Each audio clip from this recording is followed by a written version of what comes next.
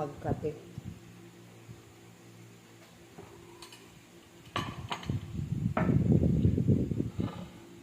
Ito yung aming dragon fruit. Nakaka-addict kasi ang dragon fruit. Ang tamis.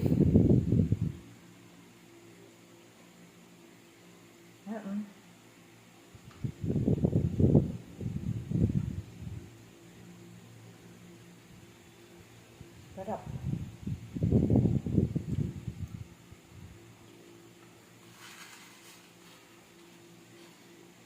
Thank you po sa lahat ng nanonood sa mga vlog namin ni Margaret.